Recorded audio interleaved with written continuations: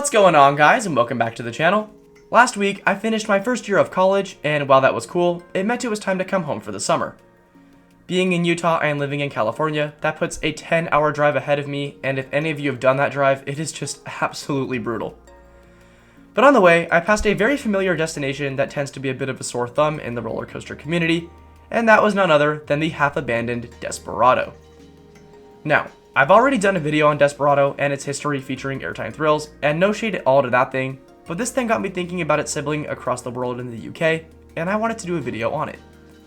With a height and drop of over 200 feet and a length of over 5,400 feet, today's coaster has a ride experience lasting a total of 3 minutes with one of the coolest histories to date. It has also been slowly getting replaced and made better in its own tracks. So, what is it, and where did it come from? This is the story of Blackpool Pleasure Beach's The Big One.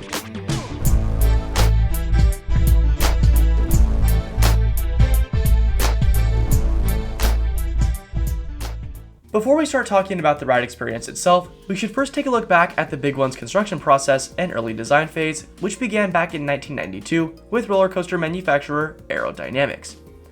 At the time, Ron Toomer was serving as the chief designer of this project and was working under the constraint for the tallest roller coaster in the world. By the time it was set to finish, the entire project would cost roughly $15 million alongside a sponsorship from the well-known Pepsi company themselves.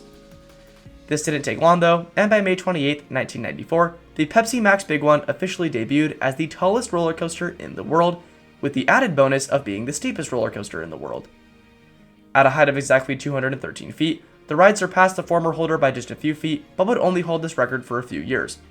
In 1996, Fujiyama at Fuji-Q Highland in Japan would debut, which smashed its height record by a significant amount. And by the way, Fujiyama is still one of the best roller coasters I've ridden in Japan, and I thought it was awesome, so if you ever get the chance, it is definitely worth experiencing. Now being called the Pepsi Max Big One, Pepsi continued to sponsor the ride until 2011, at which point the branding was taken off. However, this is just an interesting thing to note, the Pepsi Max Big One's ride tunnel, which is shaped like a beverage can, is actually still there and has not been removed since the theming was removed. But now that that's out of the way, let's talk about the ride experience. Starting with the chain lift to that max height of 213 feet, guests of the Big One are greeted with stunning views of the Liverpool Bay before being dropped 205 feet down below. This drop is angled to the right and bottoms out at a max speed of 74 miles per hour. While this drop is impressive, the following airtime hill should give some good floater for those that enjoy such elements like myself, before entering a large turnaround into 3 more airtime hills. These airtime hills are all curiously banked to the left though, which I'm honestly not sure why, and this could be more fun, or it also could ruin the airtime for some people. Regardless, the ride then passes through the iconic Big Dipper roller coaster before entering its mid-course brake run into a left-hand helix and a speed hill. A left-hand turn into a tunnel follows this, and then finally the end of the ride, marking a total duration of 3 minutes and 0 seconds. Now, with age comes roughness though, and a video can only show you how much. The good news is, Blackpool Pleasure Beach noticed this and has seemed to hire a new manufacturer to slowly begin replacing track.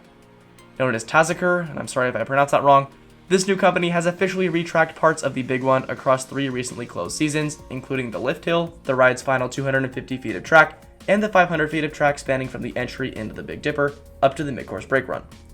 And I'm honestly not sure what the plans are for it, but I'm hoping they'll redo the entire layout at some point because I have heard it did get pretty rough.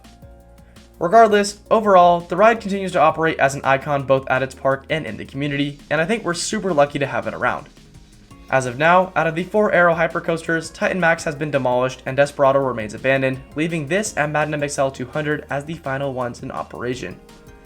And who knows how long those will be around for anyways, so you better get there and ride them while you can.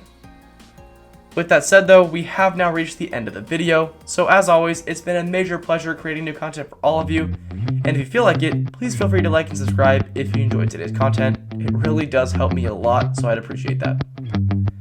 As always, stay tuned for yet another video coming in a couple days as well. I'm excited to start cranking content out. But until then, I again appreciate you all for being here, and we will see you all there. See ya!